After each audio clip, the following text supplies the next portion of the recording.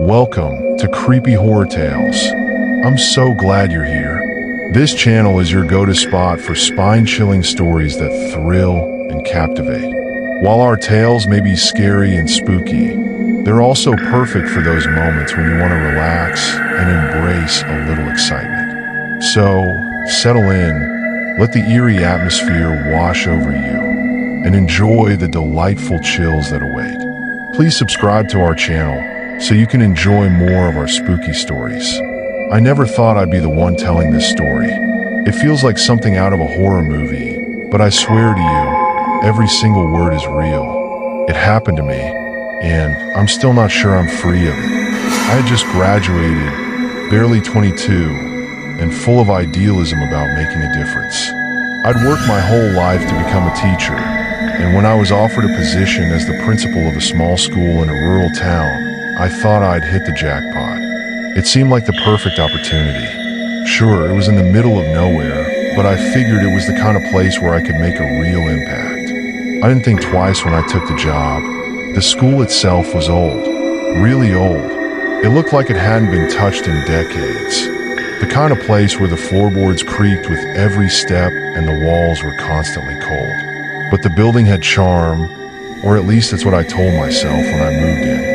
The first night there, I walked through the halls alone, feeling the weight of history pressing down on me. There was something about the place that made my skin prickle, but I pushed it aside. The first thing I noticed when I arrived was the list of rules. It was a long list. I'd expected some guidelines on behavior and procedures, but what I got was a bit odd. It was from the previous principal, Mr. Ferguson, who had mysteriously disappeared a few weeks before my arrival. Nobody seemed to know what happened to him. He just vanished. The school was left in chaos until they hired me. Anyway, I was handed this list with no explanation. I didn't even know who to ask about it, because all the other staff seemed distant. They were polite, but cold, like they were afraid of something. Here's what it said. 1. No student is allowed to leave the school grounds during lunch. There had been rumors about children disappearing in the woods, and the rule was put in place to protect them. 2. Faculty must wear specific colors on certain days, based on an old legend tied to the school's founding. Something about a balance. 3. No one is allowed to enter the basement after dark. It was said that a former teacher had gone mad down there. The school never spoke of it, but everyone knew. 4. Never break the rules. This one was handwritten. It was the only one in a different handwriting, and it felt like a warning. At first, I thought it was all some kind of weird joke. What kind of school has rules like that? But when I tried to ask around, people would avoid me. The staff didn't talk about the past. They just did their job, kept their heads down, and never asked questions. I decided to enforce the rules because, I thought that was what I was supposed to do. I was the new principal. I had to show them I was in charge, right? The first few weeks went by without incident, but things quickly started to feel off. Students began whispering about the shadows. No one would say much more, but it was clear they were scared. Some of them wouldn't even look at me when I passed them in the halls, like they were avoiding something they couldn't explain. At night, the building was unnaturally quiet, and I swear I could feel eyes on me sometimes. I couldn't shake the feeling that someone, or something, was always watching. The noises started about a month into my job. It wasn't like in the movies. No creaking doors or ghostly whispers. It was subtle, too subtle. Footsteps echoing through the halls when no one was around. Shuffling sounds that seemed to come from nowhere, like someone walking just out of sight. I'd been warned about the basement. The staff barely ever spoke of it. But one night I couldn't resist. The curiosity got to me. I had to see it for myself. I grabbed a flashlight and made my way to the basement door. The air felt colder there, almost like a weight pressing down on me. I hesitated. Then I unlocked it and stepped inside. It was pitch black, except for the faint light of my flashlight flickering. The basement felt oppressive. I walked around, my steps slow and deliberate. It was then I noticed the strange marks on the floor, deep scratches, as if something had been dragged across it. There was also an old, broken chair and papers scattered around like someone had left in a hurry. That's when I heard it, a low, grating whisper that seemed to come from the walls. I froze.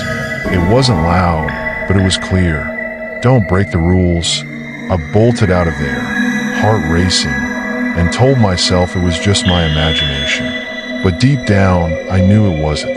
The students started acting even stranger after that. Some were late to class. Others refused to go near the woods. The whispers grew louder, and every time I walked the halls, the feeling of being watched grew stronger. It wasn't until a student, Jenny, went missing that I realized something was very wrong. Jenny had broken one of the rules. She left the grounds during lunch. I tried to reach her, but by the time I got to the woods, there was no sign of her. The other kids were scared to talk about it. They just kept saying she'd been taken. I began to dig deeper. I started looking into the school's history, desperate for answers. That's when I found out about the old cult that founded the school, how they had sacrificed their members to gain power. The rules were part of their ritual, designed to keep the dark forces contained.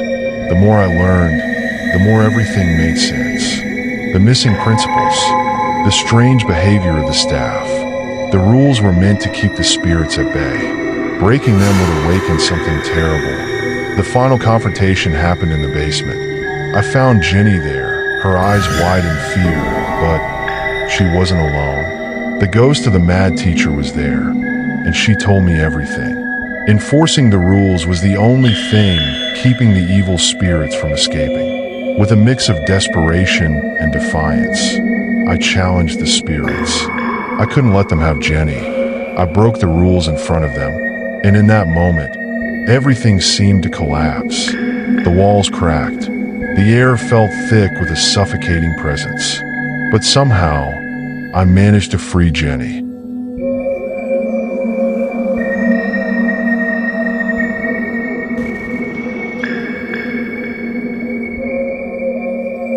The haunting didn't stop right away, but it felt like the worst of it was over. I stayed at the school to make sure it was safe, and I reformed the rules. I made sure the students were protected, and I promised myself I would uncover more about the history of that place. It was the only way to stop it for good, or so I thought. When I returned to my office that morning after everything calmed down, I noticed something. A new set of rules was on my desk, written in the same hand as the ones I had received when I started. It said, "Never leave." The cycle was not broken. I'm telling you this because I'm scared. I don't know if I'm just being paranoid, but something tells me the story's not over. That school is still out there, and whatever rules I thought I broke, they were just the beginning. So, if you ever hear about that school, stay away. Don't go near it. Don't follow the rules. The new set of rules was there, sitting on my desk when I walked in that morning. I don't know how it got there. It was just there. The same handwriting, the same eerie presence, as if someone had placed them there deliberately, waiting for me to see them. The moment my eyes landed on the paper, a cold chill washed over me. I couldn't explain it, but I felt like I'd been here before. Like this had happened already countless times. I stood there frozen, staring at the rules as if they were alive, each word staring back at me. Never leave. The cycle is not broken. It was a warning, but was it for me? Or was it for the school? For the kids? I couldn't shake the feeling that whatever I thought I had stopped hadn't really ended. The truth was, I was too scared to even try to understand it. And for the first time since I'd taken the job, I felt trapped. But that wasn't the only thing that unsettled me that morning. There were other details, small things that didn't add up, like the way the air seemed unnaturally thick in my office. It felt like the walls were closing in. The flickering of the lights overhead, which I had grown used to, seemed more frantic today. Even the sound of my own breathing felt louder, like someone was breathing with me. I walked to the door, determined to leave the office and distract myself. But when I opened it, something was different. The hallway outside was darker than usual. despite the sunlight filtering through the dusty windows. I could hear footsteps, soft, deliberate steps, as if someone was walking just out of view. I stepped into the hall, my footsteps heavy as I walked toward the source of the sound. But when I turned the corner, nothing was there. The hallway was empty, but the footsteps continued, closer now, almost as if they were following me. I felt my heart race, but I told myself to calm down. It was probably just another trick of the old building. The pipes, the walls, the wind, it was all old and creaky. But deep down, I knew something was wrong. Something was off. That's when I saw it. A child, just standing at the end of the hall. Her back was to me, and she was staring at the cracked, peeling walls, as if lost in thought. I called out to her, but she didn't respond. I walked toward her slowly, feeling a tightening in my chest. "Hey," I said, my voice barely above a whisper. "You shouldn't be out here." The girl didn't turn. She stayed perfectly still, almost unnervingly so. I reached out and gently touched her shoulder, and then she turned. Her eyes were wide, blank, empty. There was nothing behind them. It was like staring into an abyss. I jumped back, gasping for air, but the girl, she just stood there. Her mouth opened, but no words came out, only a low, guttural hum. I didn't wait for anything else. I ran straight to the staff room, and when I got there, I saw Ms. Jennings, the only teacher who still seemed normal. She was sitting at her desk, but she didn't look up when I entered. She was holding a cup of coffee, but it was cold, untouched. "Ms. Jennings," I said, trying to steady my voice. "I need to talk to you. What's going on here? The rules. Everything's happening again." She didn't respond immediately. Instead, she slowly set the cup down and looked at me, her eyes dull, like she was seeing through me rather than at me. "You shouldn't have come here," she said, her voice barely audible. "It's been waiting for you." "Waiting for me?" I asked, confused. "What are you talking about?"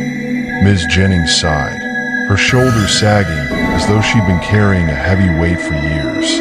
"This place isn't just a school," she said. "It's a prison. The rules are the chains. If you break them, it unleashes things that you can't even imagine." I froze.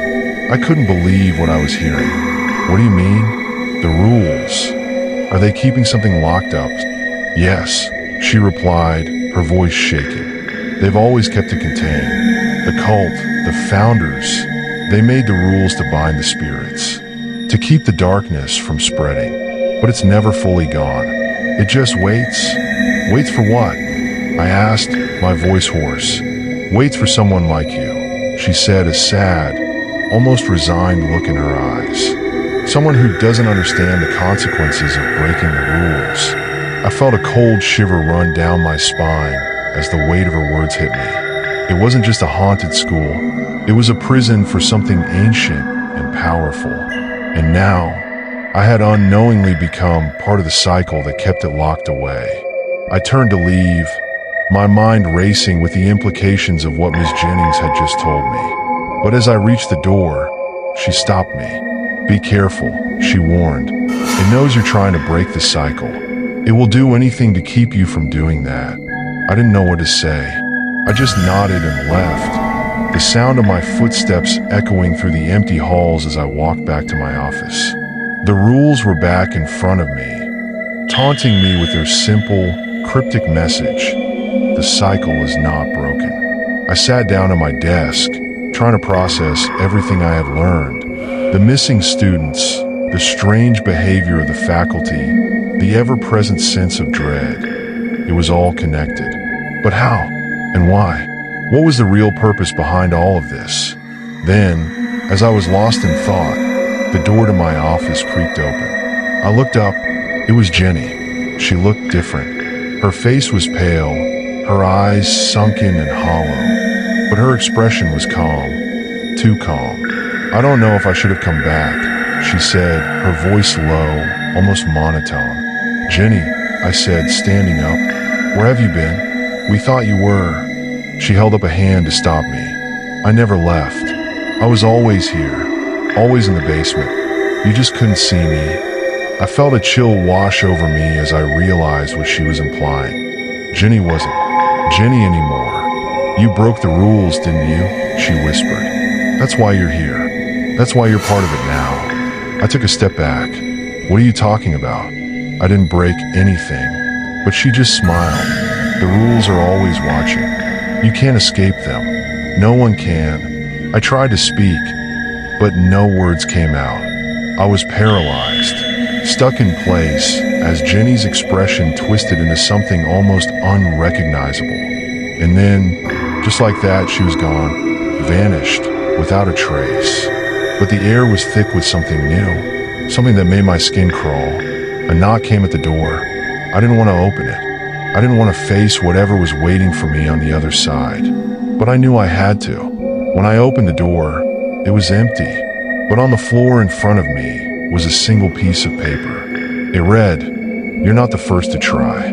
I closed the door and locked it, but I knew deep down that nothing would keep it out. Not the locks, not the rules, nothing. The cycle was starting again, and there was no escaping it. And that's when I realized I was never supposed to be the principal of this school. I was the next sacrifice. The next few days after that, I don't even know how to describe it. Things became a blur, a nightmare that I couldn't escape, no matter how much I tried. The school, once just a place of work, had become a labyrinth of fear and confusion. Every corner seemed to hide something. Every shadow held its own secret. And the rules, those damn rules, were always there, watching, waiting for me to slip up. I tried to continue on with my normal duties, but nothing felt normal anymore. I couldn't shake the feeling that the walls were closing in on me, that I was slowly being swallowed by this place. One morning, I decided to walk around the school grounds. I needed air, needed space to think, but also I had this gnawing feeling in the back of my mind that something was wrong. Something had shifted. The school sat on the edge of the woods, which loomed dark and dense. The trees seemed to stretch higher than normal, their twisted branches blocking out most of the sunlight. It was as if the woods themselves were alive, waiting. I'd always avoided the woods before, but that day, something drew me to them. A strange pull, like the trees were calling me. I walked towards the edge of the woods, hesitant, but unable to stop. The moment I stepped off the school grounds, I felt a cold wave of dread hit me. My breath became shallow, my chest tight. It felt like the world was holding its breath, waiting for something to happen. And then it did. From the corner of my eye, I saw a figure, tall, shadowy, and thin, standing just beyond the tree line. At first, I thought it was a trick of the light, but then it moved, slowly, methodically. I froze. The figure stepped closer, but not in the way you would expect. It wasn't walking. It was gliding, its feet never quite touching the ground. As it came closer, I could make out a face, or at least I thought I could, but when I tried to focus on it, my vision blurred. The face was indistinct, like a jumble of shadows and light. I took a step back, and then another, but my feet wouldn't move fast enough. It reached out a hand, and I couldn't breathe. I couldn't think. I could only stand there, trapped by the presence of something ancient, something that had been waiting. "Do you see me now?" The voice rasped, but it wasn't a voice I could place. It was more like the sound of the wind moving through dry leaves, a whispering echo in my ears. I wanted to scream, to run back to the safety of the school, but my legs wouldn't move. My feet were frozen to the ground. The figure was so close now that I could feel the cold emanating from it, like a force field of freezing air. It leaned in closer, and I could hear its breathing, or what I thought was its breathing, heavy, labored. And then, just as quickly as it appeared, it vanished. I collapsed to my knees, gasping for air, my heart pounding. I looked around frantically, but there was nothing except the oppressive silence of the woods. I stumbled back to the school, tried to shake off the panic that gripped me. But no matter how much I told myself it was just my imagination, I knew something had changed. Something had crossed the boundary. That night, I couldn't sleep. I kept seeing the figure in my mind's eye, its face haunting me, and I couldn't help but wonder, what had it meant by asking if I could see it? The next morning, I tried to put it out of my mind. I had to focus on the kids, on the school, but as the day went on, I started to notice things that weren't right. Small things, almost imperceptible at first. The students were different. The ones who had seemed so cheerful when I arrived were now withdrawn, their eyes hollow, their faces pale. They would look at me, but they never met my gaze directly. And whenever I passed them in the halls, I could hear their whispers, words I couldn't quite make out. The staff, too, was acting strangely. Ms. Jennings seemed more distant than ever, her eyes darting nervously as if she were constantly checking over her shoulder. And then there was Mr. Holt, the janitor.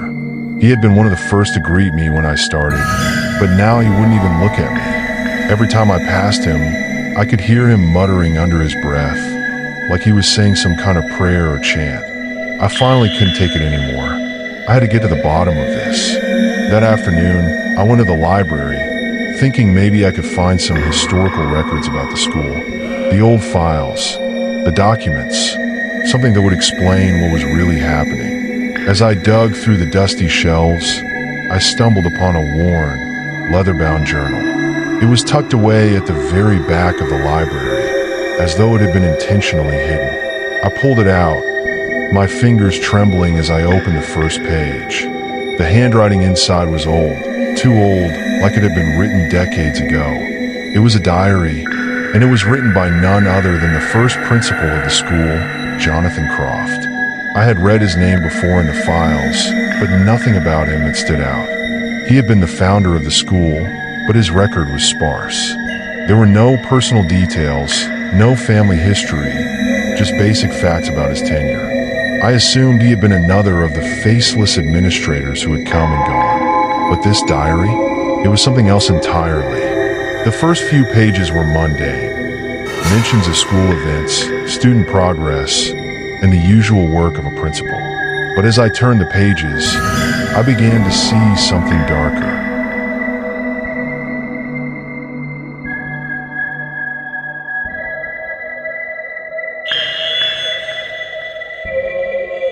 Jonathan Croft wrote about the rules, but not the rules I had been handed.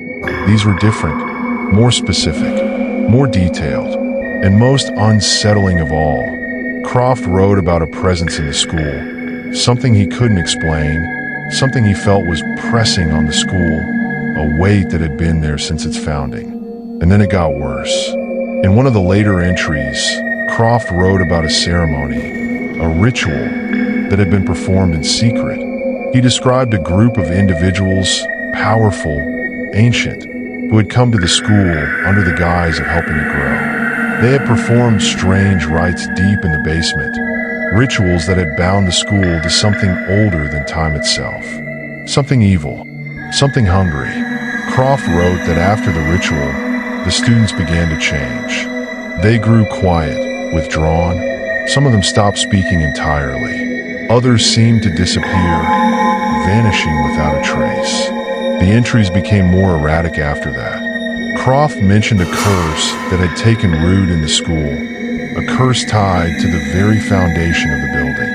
He wrote that the rules, the ones I had found, were meant to contain the curse, to prevent it from spreading. But each time a new principal came, the rules changed, becoming more strict, more intricate, until they could no longer hold the evil at bay. I read page after page, feeling the weight of his words pressing down on me.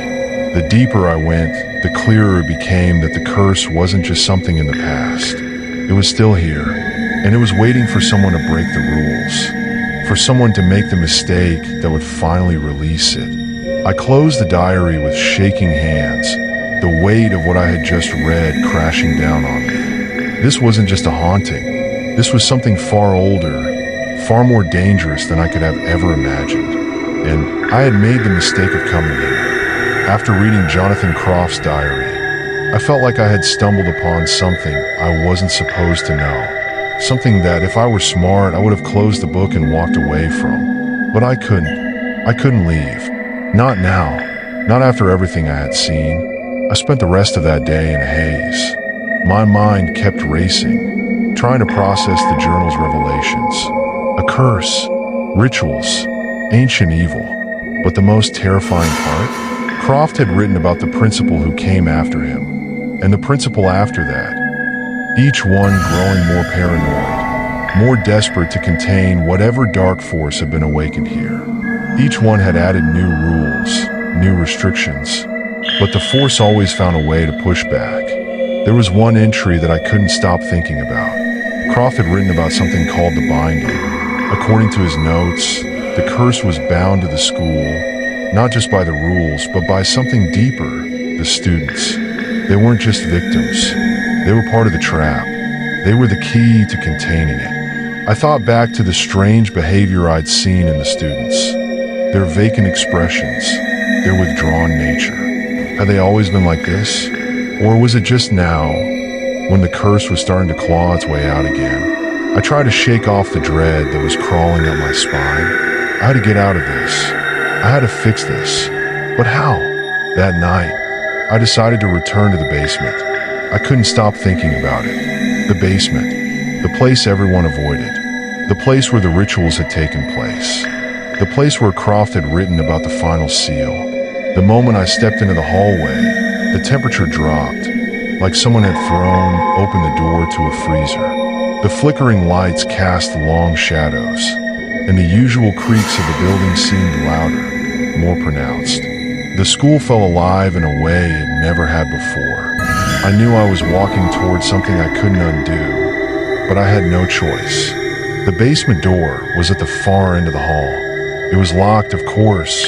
I had seen the old, rusty key hanging on the wall behind the reception desk earlier that day. So I grabbed it and made my way down. My hands were clammy, and my heart was beating so loudly I thought it might echo in the stillness. The stairs creaked under my weight as I descended, each step feeling like a countdown to something inevitable. At the bottom, the door to the basement stood open, just a crack. I had no memory of ever leaving it that way. I pushed the door open, the rusty hinges protesting loudly as I stepped inside. It was worse than I had imagined. The basement wasn't just cold, it was suffocating. The air felt thick, almost gelatinous. I had a hard time breathing, as though the air itself was pressing down on my chest. The light bulbs overhead flickered erratically, casting brief flashes of light across the room. But the room itself, it wasn't what I expected. There were no boxes of old records or cleaning supplies. There was only an altar. The altar was made of stone, old and worn. It had strange symbols etched into its surface, symbols that seemed to pulse with a dark energy I couldn't understand. Surrounding the altar were dozens of candles, their flames dancing as if caught in a breeze that didn't exist. I took a hesitant step forward, my footfall echoing in the silence. As soon as I did, the basement door slammed shut behind me, trapping me in. I spun around, but the door was solid. There was no way out now. A low hum filled the air, vibrating through my chest. It was like the building itself was alive, pulsing with the beat of something ancient. And then I saw them. A group of students stood around the altar, their faces blank. Their eyes were vacant, like they weren't really there. They moved in perfect unison, swaying slightly, as though they were part of some kind of ritual. My throat tightened, and I had to fight to keep my composure. I knew I had to do something, anything, but I didn't know what. One of the students turned slowly toward me. It was Jenny. Her eyes were wide and empty, her pupils black holes, and her lips parted in a silent scream that made no sound. Her body moved, but it didn't seem like she was in control. She was possessed. I felt the hairs on my neck stand up as she slowly began to walk toward me, her footsteps heavy, dragging. She stopped just inches from me, and the others did the same, their movements synchronized. I could feel the weight of their presence bearing down on me. They were all staring at me now, all of them with that same vacant, soulless look. I wanted to scream, to run, but I couldn't move. It was as if the very air around me was holding me in place. And then, from the back of the room, I heard a voice. But it wasn't a voice I recognized. It was a low, guttural sound like something ancient, something wrong. The shadows in the corners of the room seemed to shift, and out of them stepped a figure. Tall, dressed in black robes. Its face was hidden beneath a hood, but I could feel its gaze piercing through me. I felt it in my very bones. "You broke the rules," the figure said, its voice a whisper that seemed to echo in my mind. "And now you will pay the price." "Who are you?" I managed to croak, my voice barely a whisper. The figure tilted its head, its hooded gaze never leaving me. "I'm the one who watches, the one who ensures the rules are never broken." The students around me began to chant, their voices coming together in a single, horrific sound. It wasn't words, not really. It was more like a vibration, a frequency that seemed to reach into my skull and rattle my brain. "You cannot escape," the figure said. "You are part of the cycle now." The ground beneath me shook violently. The altar began to glow, its symbols pulsing with dark energy. The shadows in the room thickened, as if they were coming to life. I felt a surge of fear, panic. I had to get out. I had to stop this. But how? And then I remembered the rules, the ones I had found in that old journal. The ones I had tried to ignore, tried to dismiss as superstition. The rules, they were a trap, but they were also a key. Without thinking, I shouted the first rule I could remember. No student is allowed to leave the school grounds during lunch. The moment the words left my mouth, everything stopped. The chanting ceased. The shadows receded. The students froze, their vacant expressions slowly shifting into something almost normal. The figure, the thing, took a step back, its shadow flickering as if it were unsure of what was happening. I repeated the rules, one by one, each word a desperate plea for something to change.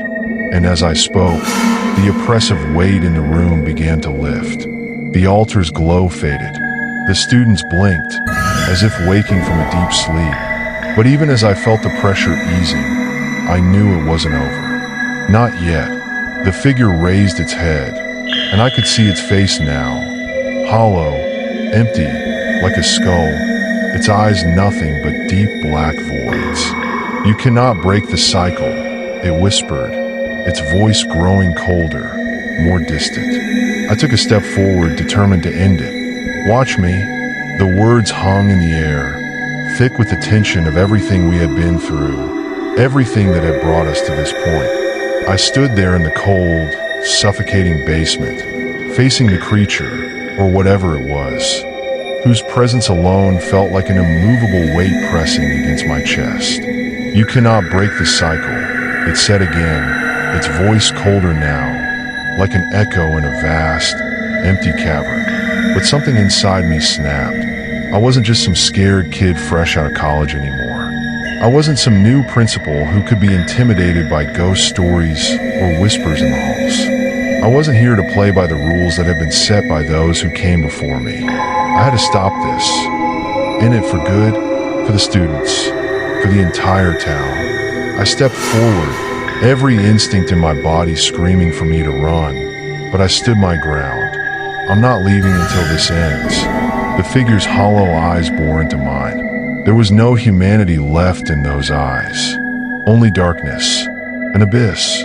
But even in the face of that, I couldn't let fear control me. I took another step, more forcefully this time, and as I did, the students around me, Jenny and the others, began to move, slowly at first, as though they were waking from a deep slumber. Their eyes blinked.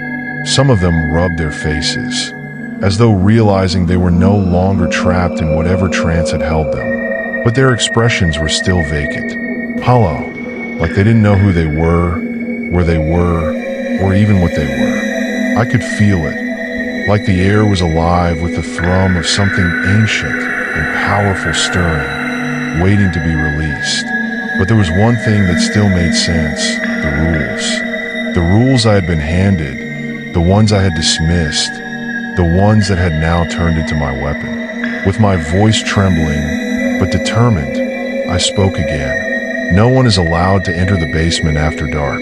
The temperature in the room plummeted. The shadows flickered like flames blown by an unseen wind. But nothing else happened. Nothing at all. I felt a spark of hope. I pressed on. No student is allowed to leave the school grounds during lunch. This time, the force in the room seemed to waver. The figure's eyes, those hollow, abyssal pits, narrowed. There was an unease in its presence. It could feel that something was shifting, and that's when it all came crashing down.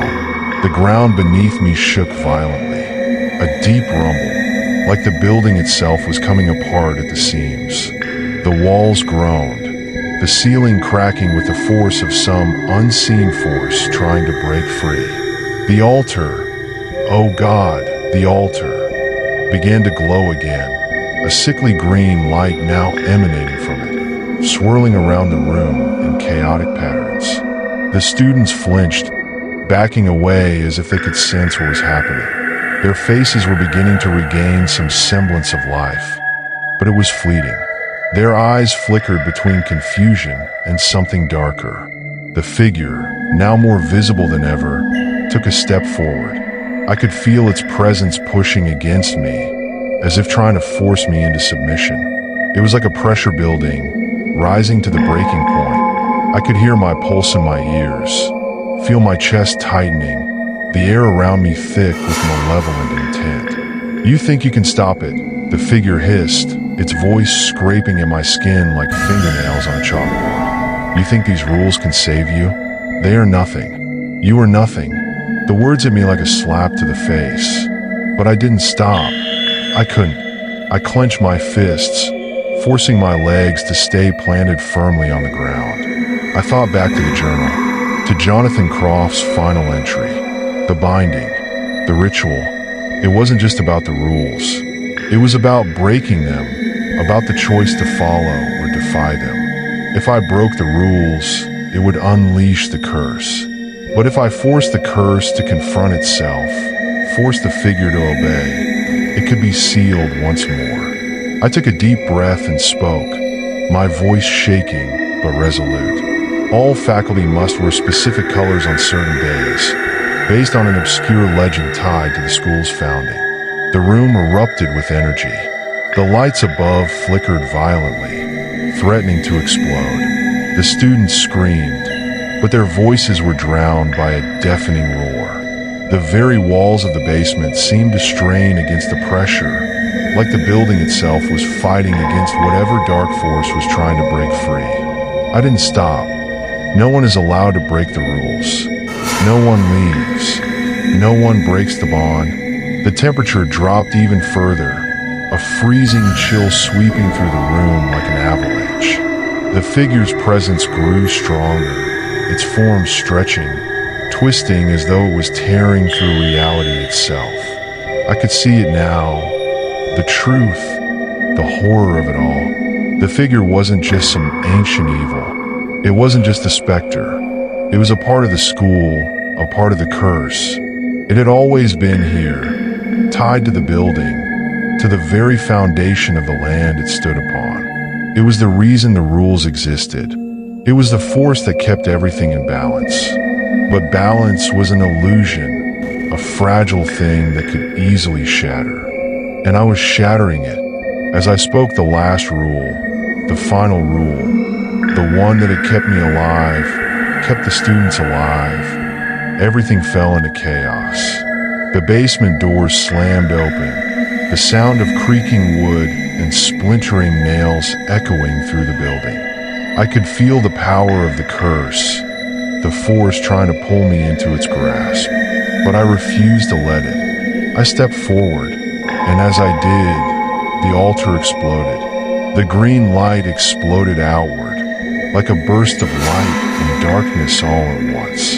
The air was thick with dust and debris. The room shook with such force I could barely keep my footing. The students were screaming now, their faces contorting in terror as they fell to their knees.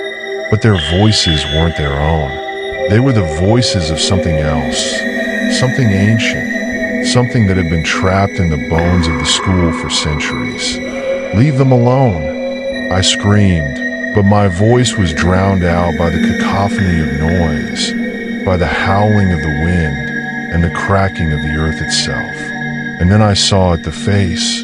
It was on the wall, in the cracks, in the shifting shadows. It wasn't just a face. It was a mask, a grotesque, twisted thing that seemed to shift, change, like it wasn't even a face at all. It was the face of the curse, the mask of the forgotten gods. I couldn't breathe. I couldn't move. The air was suffocating. The walls were closing in. The ground beneath me trembled. And then, through the chaos, a voice, a familiar voice, whispered to me, soft and urgent. "Alex, don't." It was Jenny. Her voice was weak, but she was awake now. She was free. I turned to her, my heart pounding in my chest. She was standing, her expression no longer blank, but full of fear and desperation. She took a shaky step toward me, her eyes wide with understanding. "You have to stop it," she whispered. "You have to end the curse before it takes all of us." I nodded, feeling the weight of her words like an anchor pulling me down. I didn't have much time. The figure, the curse, it was almost here, and the students were still trapped in its grip. If I didn't end this now, I would lose everything. I took one last look at the altar, at the swirling chaos, and I made my decision. I would break the cycle, for good. The air in the basement had grown thick, suffocating, as if the world itself was holding its breath. The walls trembled with the weight of something monstrous, something that had been contained for far too long. The altar's glow had turned an unnatural, pulsating green, and the shadowy figure, whatever it was, loomed in the corner of my vision, watching me with hollow eyes that seemed to burn through everything. But Jenny was right. I couldn't let this continue. I couldn't let whatever this was claim any more lives, including my own. I turned back to her, my legs barely holding me up, my breath ragged and shallow. The ground beneath my feet felt like it was shifting, like I was standing on the edge of something far worse than I could comprehend. And yet, I had no choice but to face it. "Jenny," I managed to croak, "I have to end this. Now. You have to get out of here." She shook her head, her eyes wide and terrified. "I can't leave. None of us can. The rules, we can't escape them. You're the only one who can stop it, Alex. You have to." Before she could finish, the earth groaned beneath us. The air itself seemed to ripple, as if some immense weight was pressing down on us from above. The lights overhead flickered, and I could feel the room, the entire building, shifting around me. I was no longer sure what was real, what was part of the nightmare, and what was simply a desperate, last-ditch attempt to break free. I glanced toward the figure again, feeling its gaze weighing heavily on my soul. It didn't move, not yet, but the tension in the air was palpable. The curse was awakening, and it had one goal: to reclaim what it had lost. I took a step forward, knowing the only way to stop this was to face the curse head-on. I had to confront the rules, the very thing that had kept the school and its inhabitants trapped for so long. "Jenny, you have to trust me," I whispered. "I'm gonna break it." She looked at me, her eyes full of fear, but also something else, a deep sadness, a resignation. She nodded slowly, then backed away, stepping toward the other students. They were still standing in a trance-like state, their eyes distant, as if they were trapped in a memory, reliving something they couldn't escape. I turned back to the altar, heart pounding. The symbols etched into the stone pulsed in time with my own heartbeat. I could feel the weight of everything, the history of this place, the pain, the horror bearing down on me. But I couldn't let it win. Not now. I began to speak, my voice trembling but steady. Rule number 1. No students are allowed to leave the school grounds during lunch. The moment the words left my lips, the ground shuddered. The students gasped, their bodies jolting as if they were waking from a long, deep sleep. The shadows flickered, stretching and snapping like living things, twisting and writhing at the edges of the room. Rule number 2. All faculty must wear specific colors on certain days based on an obscure legend tied to the school's founding. The walls groaned. The temperature dropped, ice cold, the air turning thick and suffocating. I could feel the presence of something, some ancient force, trying to press down on me, to smother me with its power. Rule number 3. No one is allowed to enter the basement after dark. With that, the ground trembled again, a violent quake that shook the room. The students screamed, their voices filled with fear and confusion, as if they were realizing the full extent of their own suffering. Their eyes darted around, as though searching for answers they knew they would never find. I stepped forward, my voice stronger now, determined. The rules are broken. The curse ends here. The moment I said those words, the room erupted. The shadows screamed, twisting in on themselves, as if they were trying to escape. The air became charged with an energy so intense that it felt like the room was going to collapse in on itself. The altar cracked open, its stones splitting down the middle, and a horrible screeching sound filled the air, like metal tearing through the fabric of reality itself. And then, everything went dark. When I opened my eyes again, I was no longer in the basement. I was outside. The cold night air hit me like a slap to the face, and I staggered to my feet, my breath coming in ragged gasps.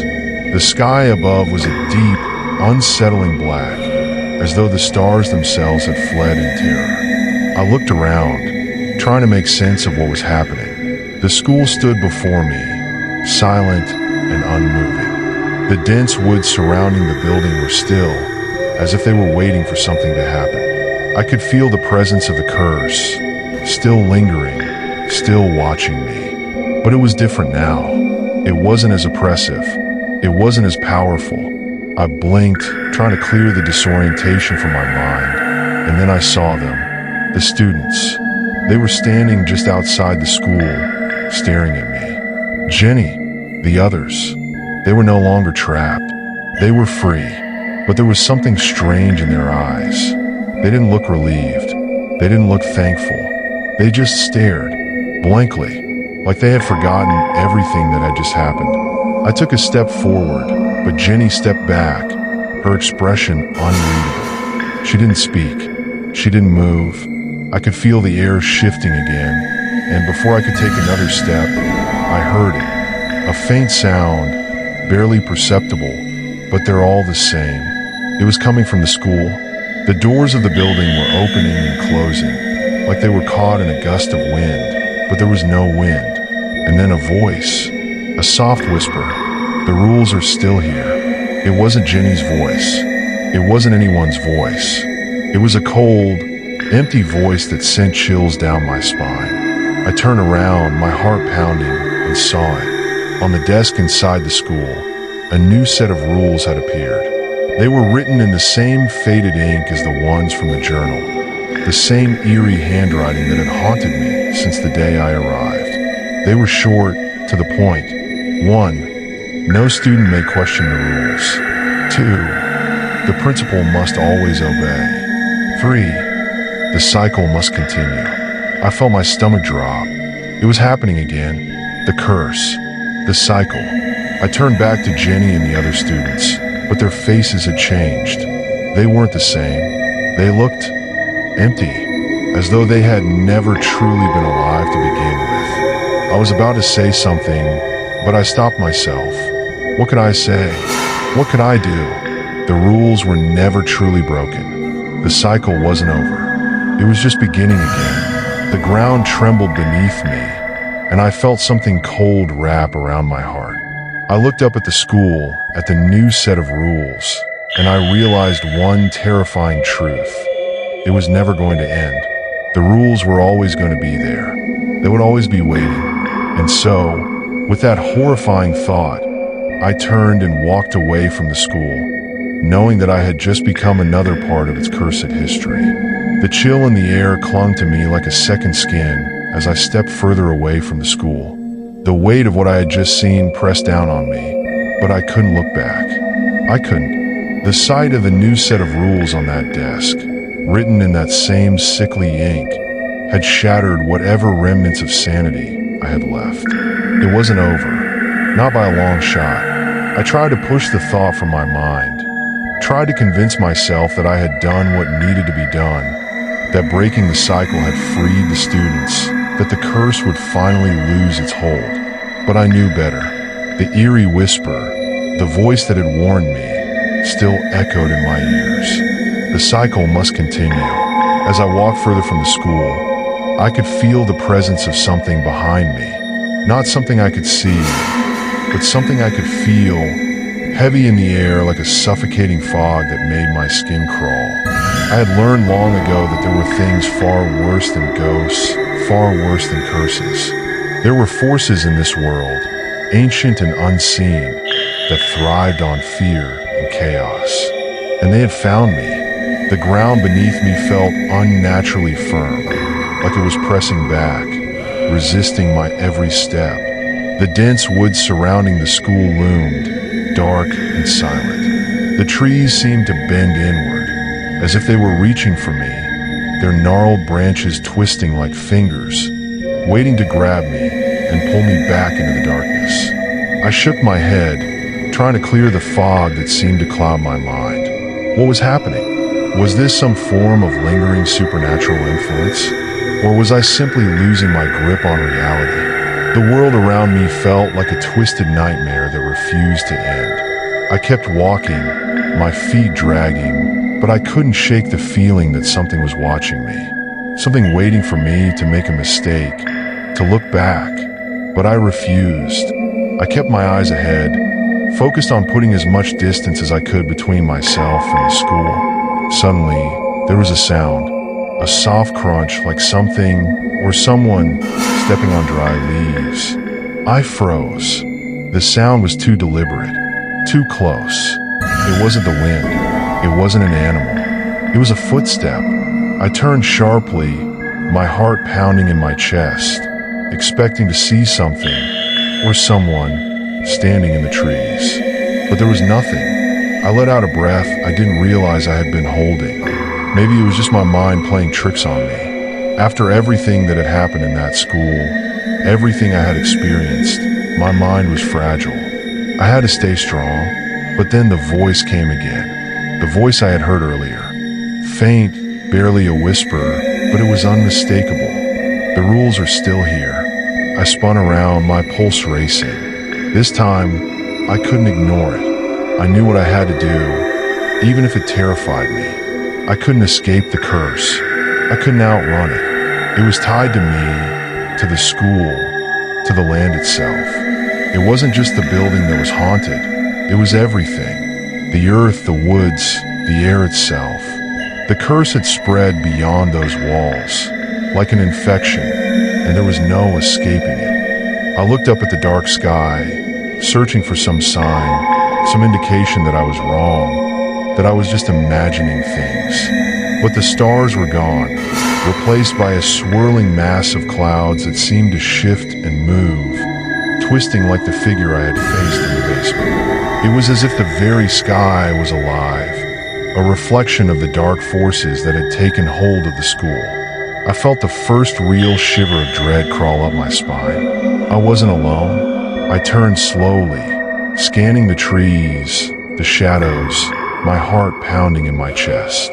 The whisper came again, this time louder, more insistent. The cycle must continue. I wanted to scream, but my throat felt tight, constricted. The words I had said in the basement, those rules, those decrees, they had done something. They had broken something, but they hadn't broken everything. I was still here. The curse was still here, and it wasn't finished with me. I didn't know what to do. My mind raced, trying to piece together everything I had learned, everything that had happened. The rules, the students, the figure, Jonathan Croft's journal, the ritual, the sacrifice. I remembered something. The journal had mentioned a way to stop it, to break the cycle, but I hadn't understood it at the time. Now, it was like a puzzle, the pieces scattered just out of reach, taunting me. I felt the urge to run, but my feet wouldn't obey. It was as if the earth itself was holding me in place, forcing me to confront what I had unleashed. I had broken the rules. I had defied the curse, and now I was being punished for it. The wind picked up suddenly, sharp and cold, biting at my skin. The trees groaned and creaked, their branches snapping and shifting. The ground trembled again, but this time it felt different. It was like the earth was waking, shaking off the weight of the curse that had been placed upon it. I heard something, voices faint at first, but growing louder. I couldn't make out the words, but I could hear the unmistakable sound of footsteps, countless footsteps, moving through the woods toward me. Panic surged through me, and for the first time, I truly understood the weight of the curse. I wasn't alone, and I wasn't safe. I turned and ran. The forest was a blur of dark shapes, the trees pressing in on me from all sides, their twisted branches reaching out like claws. I could hear the footsteps behind me, closing in, but I dared not look back. My heart hammered in my chest as I pushed myself harder, faster. The school was far behind me now, but the curse wasn't. I ran until my lungs burned, until my legs felt like they were made of lead. The darkness seemed to stretch on forever, the forest never ending, as though I was running in circles. And then, through the trees, I saw it. The school. It shouldn't have been there. I had run far enough. The building was supposed to be miles away, but there it was, standing in the same place I had just left it. The lights flickered inside, and I could hear the faint sound of children's laughter, chilly, distant, unnatural. I stopped in my tracks, my breath coming in ragged gasps. The sight of the school, the sound of that laughter, sent a cold wave of terror through me. I had never left. I had never escaped. The cycle was never going to end. I stumbled backward, my mind reeling. This wasn't possible. This wasn't real. But then, the voice came again, and this time, it wasn't a whisper. It was loud, clear, filling the air with a bone-chilling resonance. You are still here. You always will be. The cycle never ends. I turned again, desperately searching for an exit, for a way to break free. But the woods had closed in around me, the trees now thick and unnaturally close. It was like they were holding me there, trapping me. And then I heard it, a soft, familiar voice. Alex. I froze, heart in my throat. Jenny's voice. It was close, too close. I turned, and there she was, standing at the edge of the forest. Her face was pale, her eyes hollow. She wasn't the same. None of them were. They were all there now, the students, the teachers, the ones who had been lost and the ones who had never truly left. Their eyes were empty, staring at me, their bodies twisted and contorted in unnatural ways. They spoke in unison. The rules, the cycle, you were part of it now. I screamed. The forest seemed to close in around me, the ground shifting beneath my feet. And then, just as I thought I would be consumed by the darkness, I heard something else. A crack, the sound of a branch snapping, someone moving through the forest. And it wasn't them. It was someone else, someone who had come for me. The sound of the branch cracking echoed through the night, sending a jolt of fear through my body. It was a different sound, not the deep, unsettling groan of the cursed trees, not the whispers of the shadows around me. This was something else, something human. I snapped my head in the direction of the noise.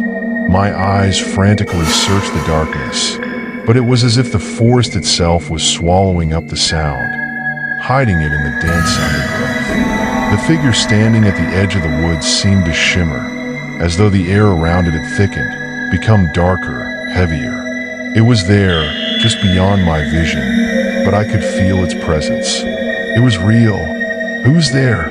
I called out, my voice barely a whisper, hoarse from fear and desperation. The students, those twisted, hollow versions of the children I had tried so hard to save, took a collective step forward. Their faces, still drained of color, bore expressions that were too blank, too empty to be human.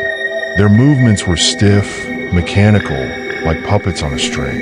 Their eyes were locked on me, cold and vacant, as though they had forgotten everything except the rules, the curse. The air around me felt thick now, suffocating. The woods seemed to close in tighter with each passing second. My feet felt as if they were stuck in place, as though the earth itself had turned against me, rooting me to the spot. It was getting harder to breathe. The chill in the air sank deeper into my bones. "Alex." Jenny's voice floated toward me again, this time so soft it barely seemed real. I turned to her, and my heart nearly stopped in my chest. Her eyes, once full of fear, now gleamed with something darker, something that didn't belong in a human being. It was as though the curse had completely consumed her, body and soul. "You don't understand," she said, her voice too calm, too detached. "None of us understand. We're trapped here, Alex. The rules, they were never meant to be broken." I shook my head, trying to clear the haze of fear that clouded my mind. "No," I whispered fiercely, my voice breaking. "I'm not part of this anymore. I'm done. I stopped it. I broke the rules. This is over." But even as the words left my mouth, I knew they were a lie. The trees were closing in, their twisted roots stretching toward me like hungry hands. The students' faces twisted into grotesque, mocking smiles. Their voices blended together in an unnerving chant, repeating one phrase over and over again. The cycle must continue. Suddenly, the figure emerged from the shadows. It wasn't human, not in any way I could comprehend. It was tall, impossibly tall, its body draped in dark robes that billowed like smoke. Its face was obscured by a hood, but the moment it stepped into the light, I could see its eyes, two cold, hollow pits, as if they were windows to an abyss that would devour anyone foolish enough to look too closely. The air thickened around me, and I took a step back, but my legs felt like lead. I couldn't move. I couldn't breathe. The presence of this thing, this being, seemed to swallow all light, all sound. It was as if the entire world was drawn into its orbit, every corner of reality warping around it. "You," it said, its voice low, rasping like 1,000 voices speaking at once. The sound was incomprehensible at first, but somehow I understood. It wasn't a question, it was a command. "You are the key." I didn't understand what it meant, but I felt my heart skip a beat. My chest tightened with panic, and I glanced around, searching for a way out. But there was no escape. The forest was closing in, the figures of the students now surrounding me, their faces blank, their bodies jerking unnaturally as they moved in time with the voice of the figure. It raised a skeletal hand, pointing directly at me. The air around us shimmered, and I felt something change, like the fabric of reality itself was starting to tear. The wood seemed to shift, the trees bending, twisting, as though they were alive. The ground beneath my feet trembled, and the sky above darkened, swirling in on itself. My heart pounded in my ears as I fought to breathe. My thoughts were a blur, a chaotic storm that I couldn't control. The words "the cycle must continue" echoed in my mind, over and over, relentless. I tried to pull away, but the force holding me in place was too powerful. Then, without warning, the figure spoke again. "You think you've broken it. You think you freed them. But you are mistaken." I felt a sharp pain, deep in my chest, like something had pierced my heart. I gasped, stumbling backward, but my feet wouldn't obey. The pain intensified, and for a moment, I couldn't breathe, couldn't think. My vision blurred, and I collapsed to my knees, my hand pressed desperately to my chest, as though I could stop the darkness from consuming me. The rules were never meant to be broken. The figure's voice filled my mind, crushing me under its weight. They are the foundation of this place, the foundation of all of you. Without them, there is only chaos. There is only darkness. The students closed in around me, their hollow eyes watching with an eerie sense of satisfaction, as if they were waiting for something to happen. The world around me began to blur, the trees fading into shadow, the sky dissolving into nothingness.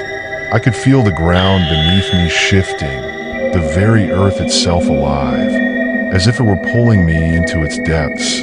The pain in my chest intensified. The darkness, the suffocating pressure, was closing in from all sides. And then I saw it, a figure standing just beyond the reach of the trees. A person. No, it couldn't be. It was Jenny. But she was different now.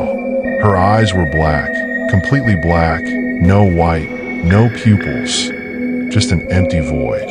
Her face was pale, but her mouth stretched into a grin that didn't belong on a human being. She reached out to me, her arms long and distorted, her fingers extending like claws. "Help me," she whispered, though her lips didn't move. I opened my mouth to scream, but no sound came out.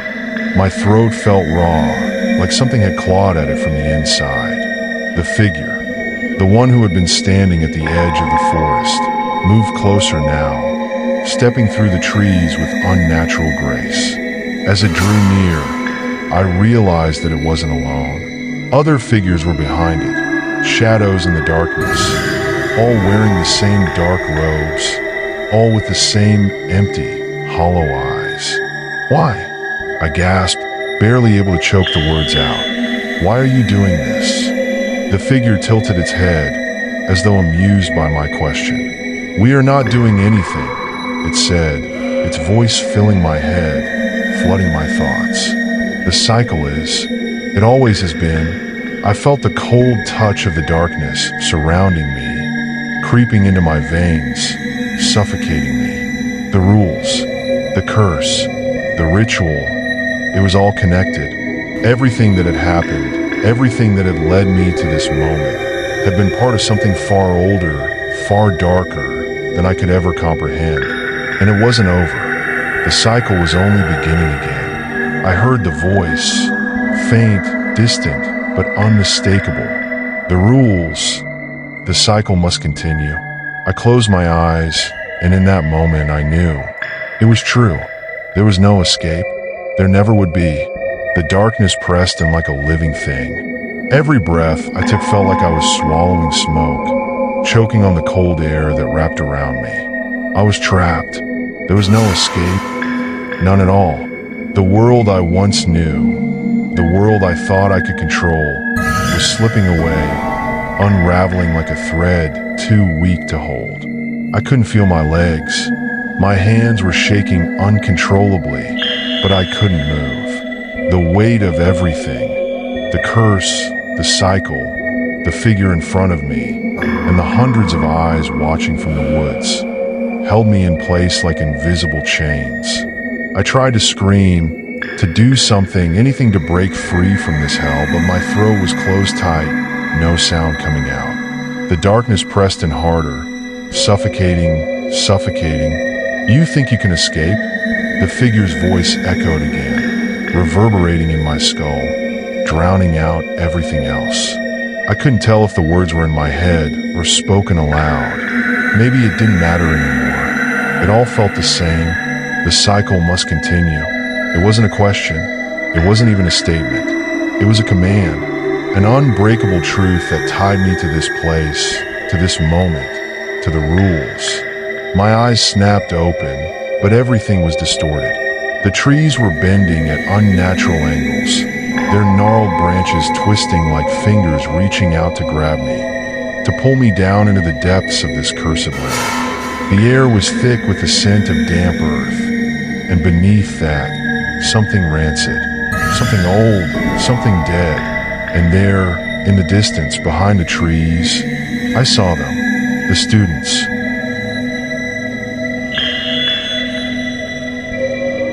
They were standing in a perfect line, their bodies unnaturally still.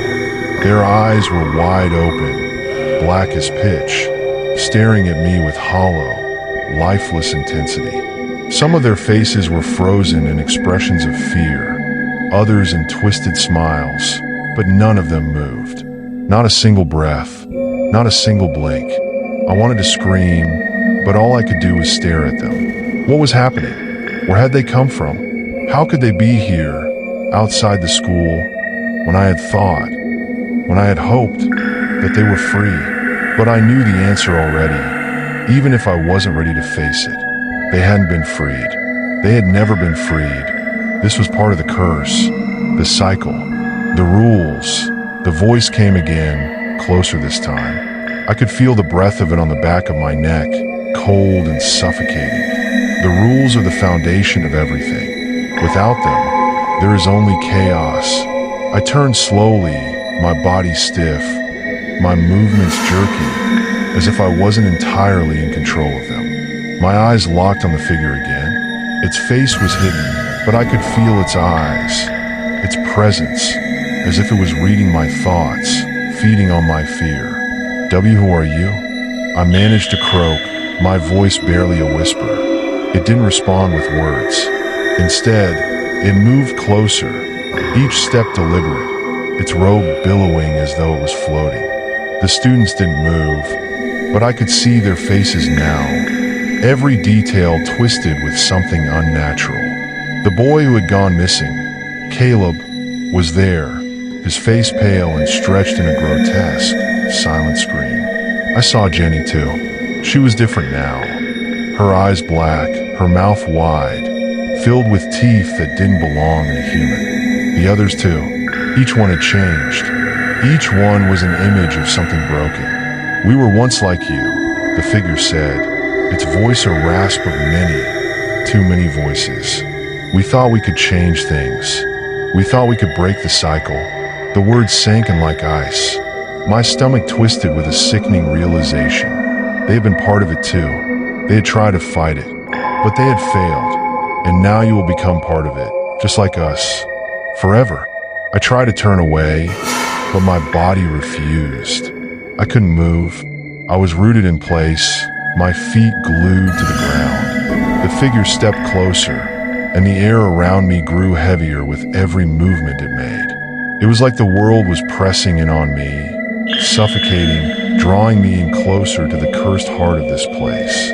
I tried to fight it, to push away from the grasp of whatever force held me here. My mind screamed, but no sound came. I could feel the weight of my thoughts, like they were being crushed under an invisible hand. My heart pounded in my chest as I tried to break free, to make sense of what had happened, what was still happening. The rules, the cursed rules, the ones I had tried to defy. I remembered them, each one burned into my mind. They weren't just rules, they were commands, they were bindings, chains that had kept the evil in check, chains that kept the cycle going. If I had broken them, if I had thought for even a second that I could walk away, that I could leave this behind, I was wrong.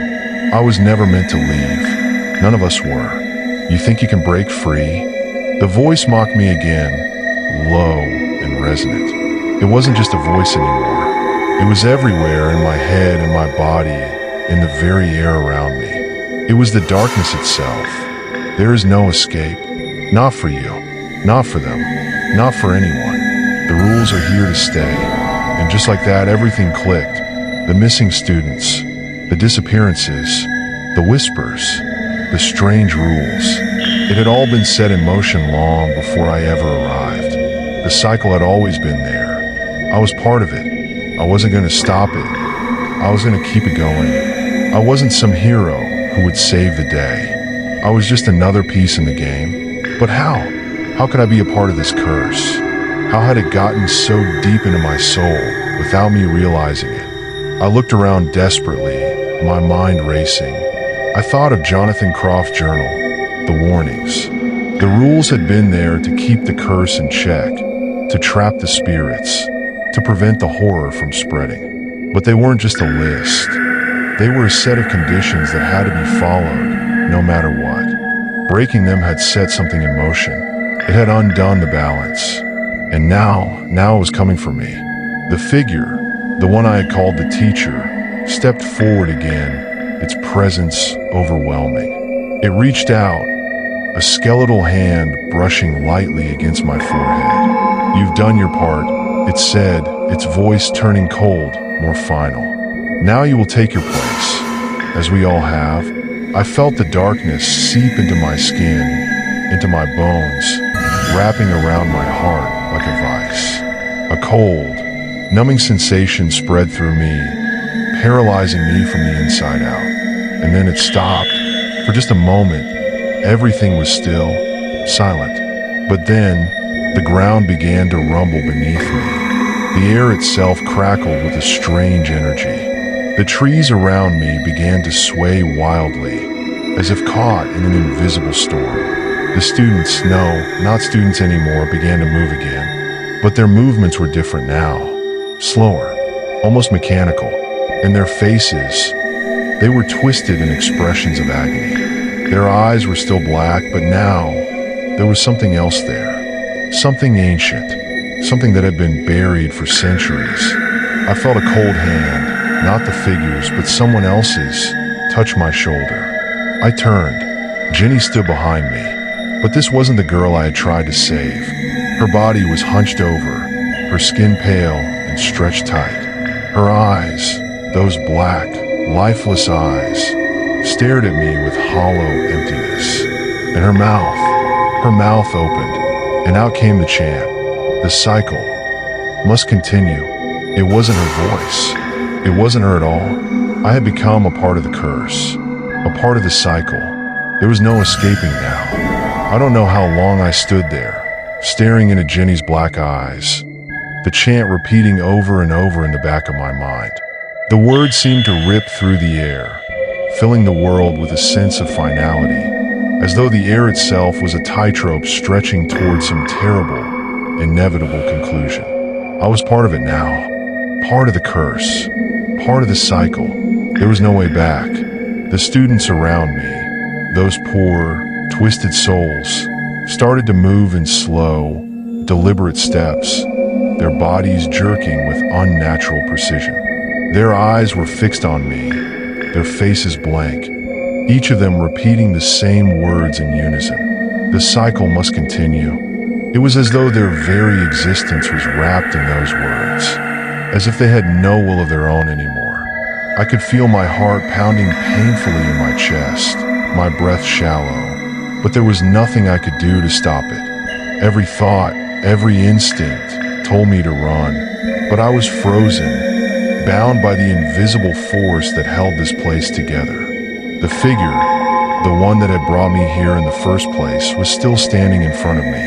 It had stopped moving, its form a shadow in the night, its presence so oppressive that it seemed to suffocate everything around it.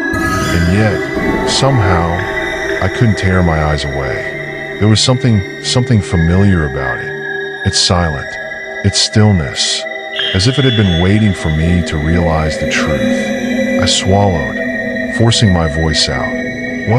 What is this place? The figure tilted its head, slowly, deliberately, and when it spoke, its voice was 1,000 whispers tangled together. This place, this school, was built upon a foundation of darkness. It is a prison and a sanctuary all in one. We are all trapped here, caught between the living and the dead, bound by the rules. I wanted to scream, to ask more, but I couldn't. The words choked me, my throat closing tighter with every passing second. The cycle, it was never meant to end. It never could. The students had tried to fight it, but they had only become part of the machine. The rules, they weren't just rules. They were the very bones that held this place together. Without them, the whole thing would fall apart. But enforcing them, that would keep the darkness alive, keep it growing, feeding on the souls of those who dared to defy. I glanced around at the students. Caleb, Jenny, the others. They were all there, locked in their positions, their faces frozen in expressions of torment and hopelessness. The cycle had claimed them, and now it was claiming me too. I shook my head, trying to clear the fog that had descended on my mind. No, I couldn't let this happen. I couldn't be a part of it. Not like them. But even as the thought crossed my mind, I knew it was useless. I had already broken the rules. I had already set the cycle in motion, and now I was going to pay for it. The ground beneath my feet seemed to shift, as though the earth itself was alive, breathing beneath me. The trees surrounding the school began to twist and writhe, their bark splitting open to reveal dark, gaping holes where creatures, things I couldn't even begin to comprehend, moved. And I could feel them. I could feel their eyes, their hunger, their waiting. I stumbled backward, away from the figure, away from the students, my legs trembling with exhaustion, my mind screaming for a way out. But there was no escape. Not for me. Not for anyone. The figure moved toward me, its robe billowing around it like smoke. Its hands reached out, and I felt them, cold, colder than anything I had ever known, grasp my shoulders, steadying me, forcing me to face the truth. You cannot escape, the figure murmured, its voice low and insistent. The rules are your prison, Alex, and you have already become a part of them. I could feel the coldness spreading, seeping into my bones, my soul. It wasn't just physical anymore. It was mental, spiritual. The darkness had taken hold of me, and I couldn't fight it. The cycle had broken me. It had twisted my mind, my will, until I was just another piece of this nightmarish puzzle. I opened my mouth to protest, but no sound came out. Instead, I felt myself falling, the world around me beginning to spin. The ground beneath me was no longer solid. It was fluid, like I was sinking into it, into the darkness that had consumed everything. I felt my body tilt forward, my hands reaching out for something, anything to hold on to. But there was nothing. There was only the endless, suffocating blackness, wrapping around me like a shroud. I woke with a start, gasping for breath, my chest heaving. I was back in the school, standing in the same hallway where everything had begun. The flickering lights overhead cast long, twisted shadows on the walls. It was so quiet, too quiet. My hands shook as I wiped my face, trying to clear the sweat that clung to my skin. But something felt wrong. Everything was wrong. The air was still thick, oppressive, like the world was holding its breath. I looked around. The school, it was still the same. The broken windows, the peeling paint, the cracked floors. It was all there. But this time there was something else. The walls seemed to whisper, low and insistent, like a crowd murmuring just out of earshot. The floorboards creaked beneath my feet, and I felt eyes on me, watching. It was like the building itself was alive, watching, waiting for something, waiting for me. I stumbled forward, my heart pounding in my chest, my mind racing. I had to get out of here. I had to leave before it was too late. But as I turned down the hall, I froze. There, on the wall, was a piece of paper, a list, the rules. I stepped closer, my legs trembling, my breath catching in my throat. There they were, scrawled in ink, just as they had been before. The rules. But now, there was something new. In the same neat handwriting, beneath the old list, was another rule, one I had never seen before. No one leaves the school grounds after midnight. The cycle must continue. A chill ran through me. I staggered back, my heart skipping a beat. The rules hadn't changed. They were the same, but they were different too. I had broken the cycle, or so I thought. I was no longer in control. I never had been. I turned and bolted down the hallway, desperate to get out of this nightmare. But the doors, the windows, they were all locked, sealed shut. The walls seemed to close in, tightening around me like a noose. And then, in the silence, I heard it again. That voice. The voice of the figure. The one that had haunted me since the moment I first walked into this cursed school. You can't escape, Alex. The rules are the foundation. The cycle must continue. I collapsed to the floor, my body racked with sobs, but there was no use. There was nowhere to run, nowhere to hide. The rules had me, and no matter how hard I tried, no matter how far I ran, they would never let me go.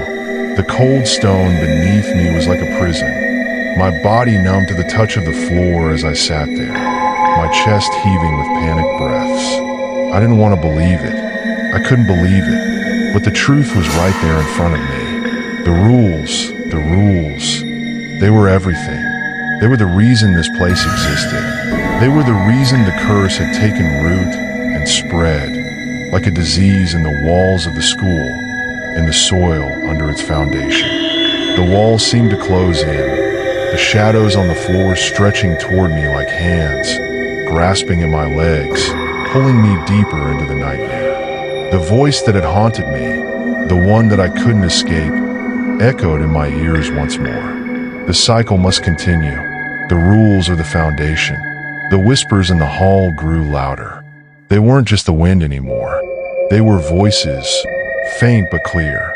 It sounded like the students, their voices overlapping in a cacophony of terror. We tried to escape. Caleb's voice. We broke the rules, and it consumed us. Now we're just like them. We were foolish. Jenny's voice. We thought we could end it. But the rules are what keep us here. What keep it alive? The whispers swirled around me, pulling me in, suffocating me with the weight of their regret, their fear. I wanted to shut it out, to block it all away, but the more I tried, the stronger it became. You're one of us now, I gasped, my hands trembling as I pressed them to my ears, trying to block out the sounds, but they wouldn't stop. I couldn't shut them out. The curse had already sunk its claws into me, and now it was too late. I stood up, shaking violently, my mind racing with confusion, with the need to break free, to find a way out. I wasn't like them. I wasn't like the others who had become trapped in this place. I wasn't like the spirits who walked these halls, forever bound by the rules. I had to escape. There had to be a way. I staggered toward the nearest window, my hands trembling as I reached for the latch.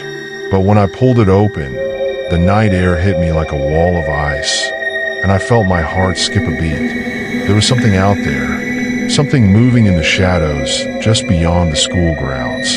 The trees were no longer still. They were alive, swaying violently, their branches twisting and reaching, like they were trying to claw their way into the school.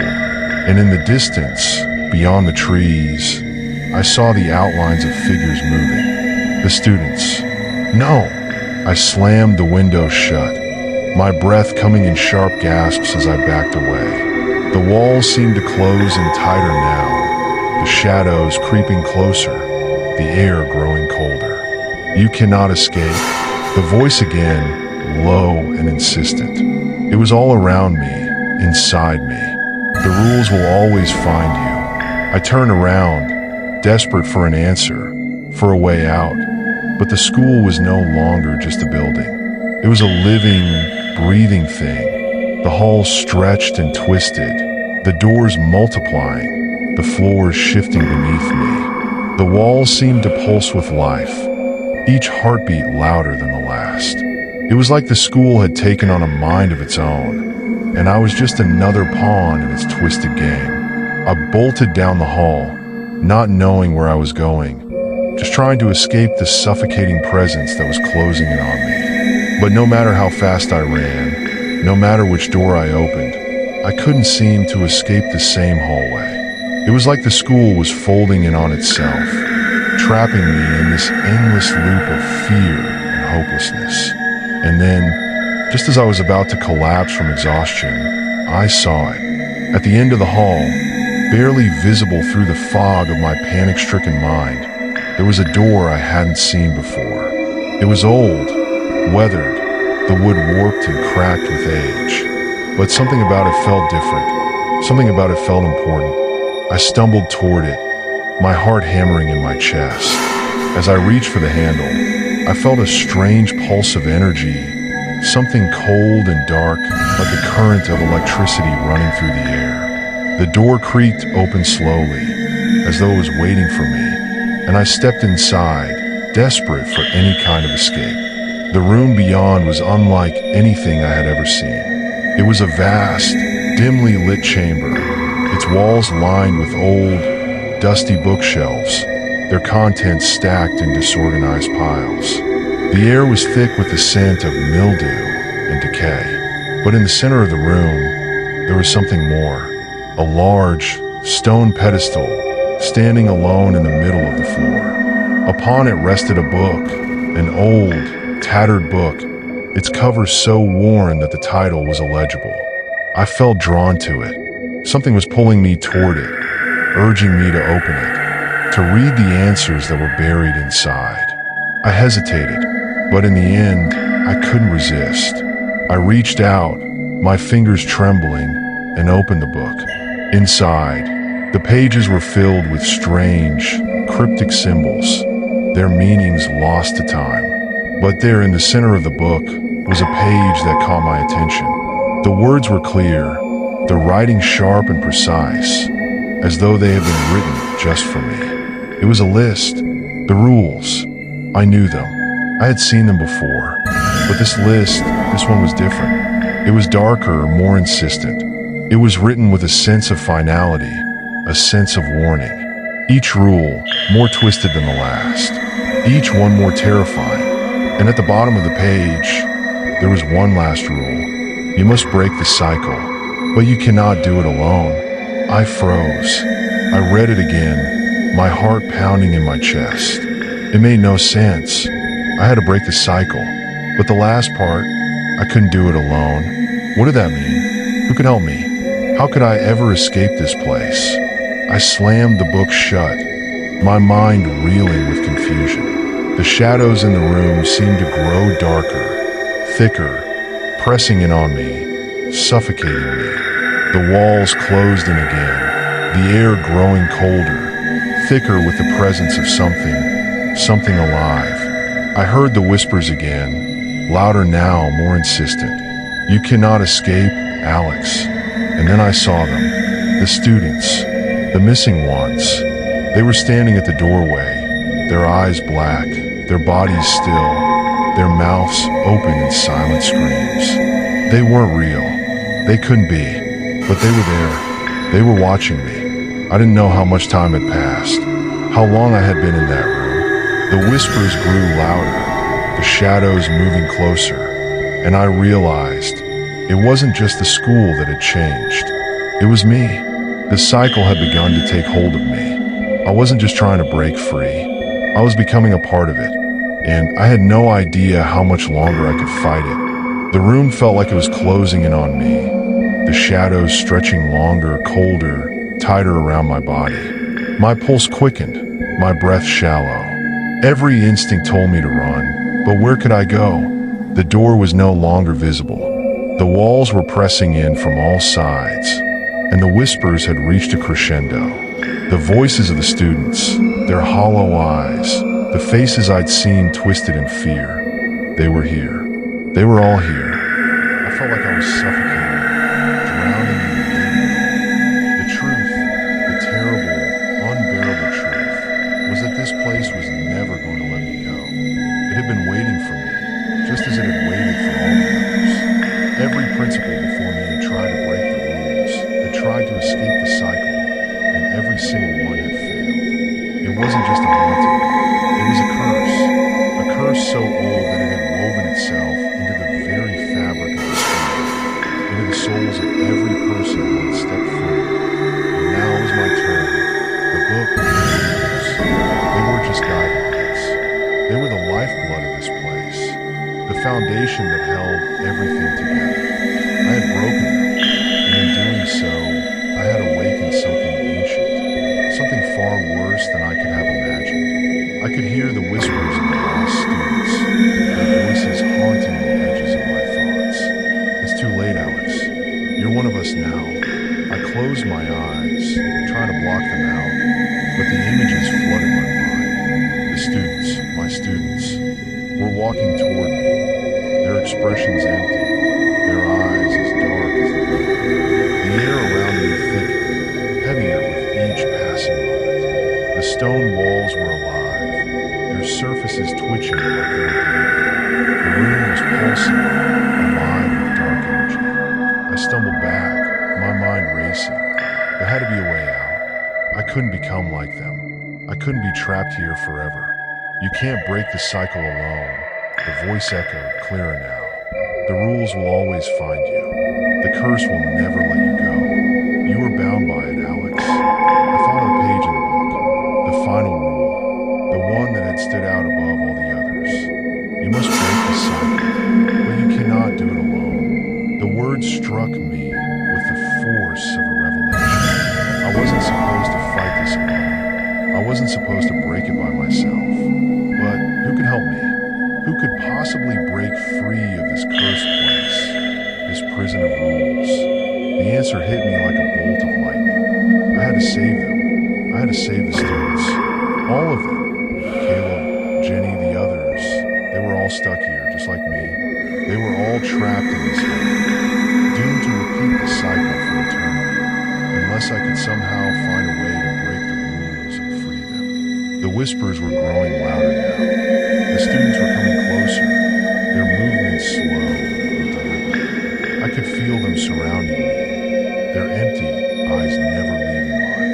The air was thick, suffocating. The walls were closing in on me, and I knew, deep down, that I didn't have much time. There had to be a way to break the curse. I turned to the book, the weight of it heavy in my hands. The final rule, it was the key. But what did it mean? What did I have to do? Suddenly, I heard a sound, faint at first, but growing louder.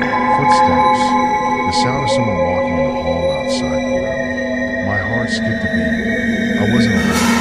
I rushed to the door, throwing it open, my breath coming in short gasps. And there, standing in the doorway, was a figure. A student, a girl. Her face was pale, her eyes wide with fear. But there was something different about her. She wasn't like the others. She wasn't trapped.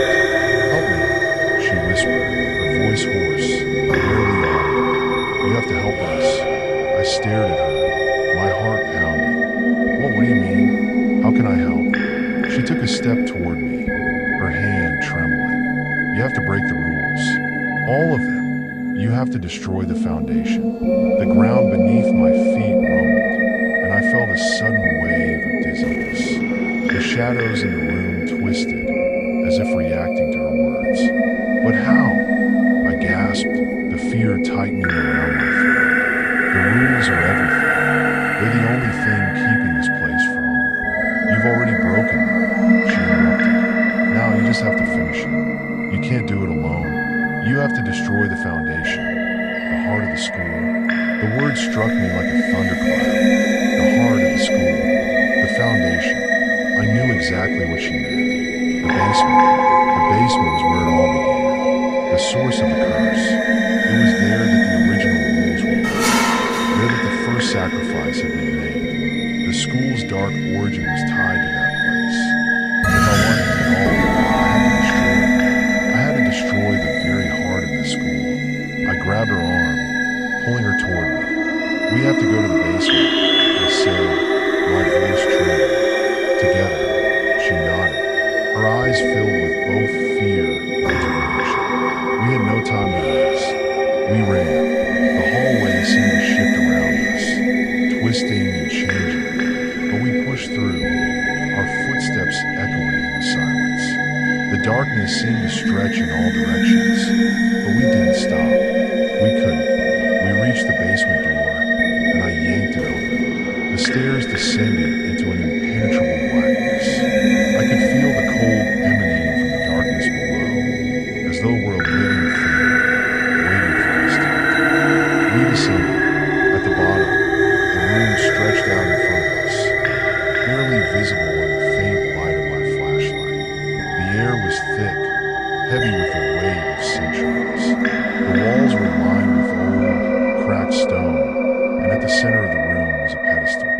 On it lay the school's heart, a strange, pulsing stone, glowing with a dim, sickly light. This was it. This was the foundation of everything. The stone thrummed with power, as though it were alive. Thank you, she whispered, the whisper form beginning to dissolve out of the light. More desperate. I nodded, watching as she faded into nothingness. But I ignored the room was quiet. I couldn't let them distract me. Not now. Were gone. I stepped. The curse was broken. The air grew, and I was free with each step. But as I stepped out, the girl grabbed my hand and noticed something. Her drip touch. A piece of paper now fluttering on the desk, and her voice trembling with fear. It was a list. I closed my eyes, focusing on the stone. And this time, the rules, they were more detailed. A cycle. I took a deep. The curse. The cycle all led back to this moment. Had begun again, and I knew. Please like, share, and subscribe to this channel with one final skeleton. Desperate cry. I reached out and shattered the stone. The room exploded in a burst of light, a shockwave of energy that knocked us both off our feet.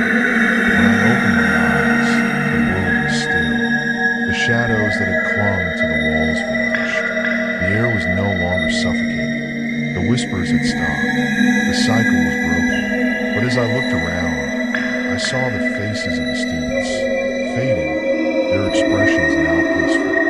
The curse had taken its toll, but they were free, and so was I.